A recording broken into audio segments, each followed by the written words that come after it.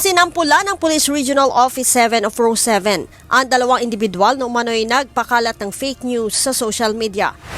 Ito ay matapos silang sampahan ng reklamong paglabag sa Cybercrime Prevention Act of 2012. Ayon kay Police Regional Office Director, Police Brigadier General Red Maranan, kaugnay ito sa ipinakalat na video ng Sinulog Grand Procession, subalit pinalabas na protest rally ng mga taga-suporta ni dating Pangulong Rodrigo Duterte.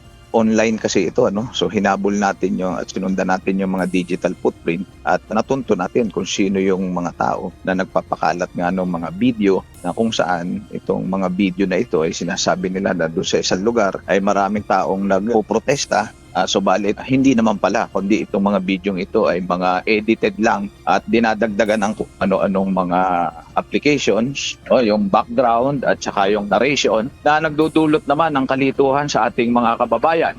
Sinabi pa ni General Maranan, seryosong paglabag ang pagpapakalat ng fake news dahil may epekto ito sa tiwala at kaligtasan ng publiko.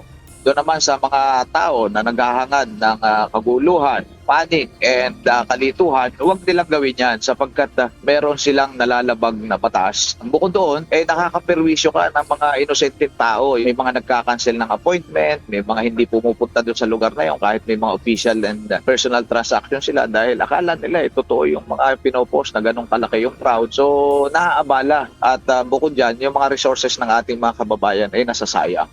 Babala ng Pro 7 sa mga nagpapakalat ng maling impormasyon sa social media. Maaari silang makulong ng hindi bababa sa 12 taon.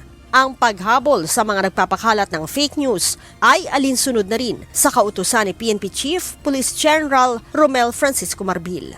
Leia Ilagan, UNTV, News and Rescue. Diyos ang aming sandigan, serbisyo publiko ang aming pinahahalagahan.